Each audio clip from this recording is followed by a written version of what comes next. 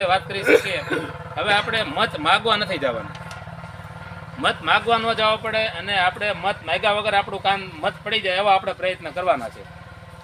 મોદી સાહેબનો એમ એ છે કે આપણે મત માગીએ તો એક ફરું મત મળે, પછી બીજી ફરું મત માગવા માટે જઈએ તો મત ન મળે.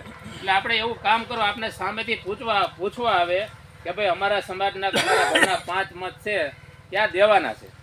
આપણે એવું કામ કરવાનું છે. બેઠેલા તમામ આગેવાનો, બહુ સિનિયર ભાજપના આગેવાનો છે, એ ભાજપમાં એને લોહી રેડી દીધું છે. ત્યારે ભારતીય જનતા પાર્ટી અત્યારે એના પગ ઉપર ઊભી છે. એટલે તમારે એવું કામ આપણે બધાને ભેગા થઈને કરવાનું છે. ગામના આગેવાનો, સમાજ આપણા ઘરેથી પૂછવા આવે કે ક્યાં મત દેવાનું છે, એ પૈકીનું આપણે કામગીરી કરવાની છે.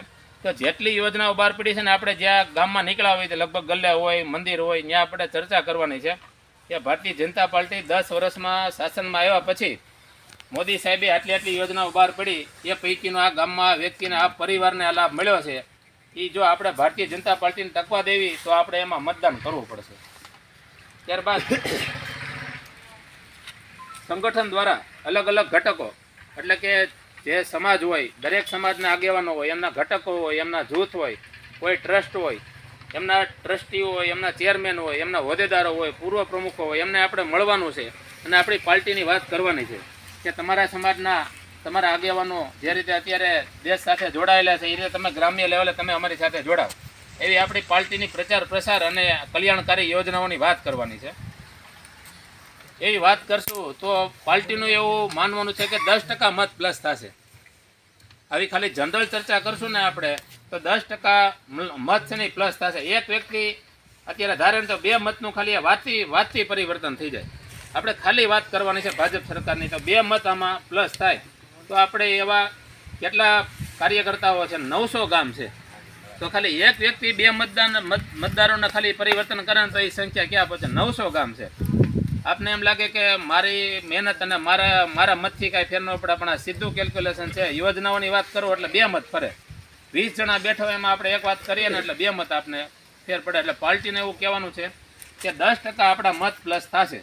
એટલે આ વાત કરવાથી ત્યારબાદ જે આપણે અભિયાનની રૂપરેખા છે કે હવે પછી ગામ લેવલે અને બૂથ લેવલે એ જે આપણે વિસ્તારક તરીકે જે આગેવાનો જે રીતે જવાનું છે, એ રીતે આપણે જીતુભાઈ, અતુલભાઈ, નલિનભાઈ અને અશ્વિનભાઈ તમને ટૂંક સમયમાં 1 થી 2 દિવસમાં તમને વોટ્સઅપ અમને ફોનના માધ્યમથી કહેવડાવશે કે કયા ગામમાં કયા વ્યક્તિઓને જવાનું છે. લગભગ તો તમારા બધા સાથે સંકલન થઈ ગયું છે.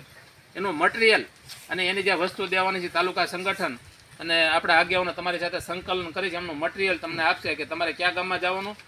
ત્યાં દાખલા તરીકે અતુલભાઈને એક આ તો ઉદાહરણ, અતુલભાઈના ડાંગાવદરમાં મેલા હોય તો અતુલભાઈ સવારે આવે એટલે એક ઘેરે નાસ્તો કરે, બપોર પછી 10 વાગે ચા પીવાનું એ બીજા ઘરે, બપોરનું ભોજન હોય એ ત્રીજા ઘરે, પછી આરામ હોય એ ચોથા ઘરે બપોરનું 1-2 કલાક, પાછું 3 વાગે ચા પાણી કે જ્યાં કે હોય એ પાછું બીજા ઘરે, પછી પાછો પ્રવાસ અને પાછું સાંજનું ભોજન હોય એ પણ અલગ ઘરે, અને રાતનું રોકાણ હોય તો એ પણ આપણે અલગ ઘેરે. એટલે આવી રીતના બધા કાર્યકર્તાઓનો લાભ મળે ને કોઈ એક કાર્યકર્તાની ઘેરે આપણે બધી વ્યવસ્થા કરવી ન પડે ને આપણે બધા ઘેરે ફરીએ ને એટલે આપને સાચી ખોટી માહિતી મળે.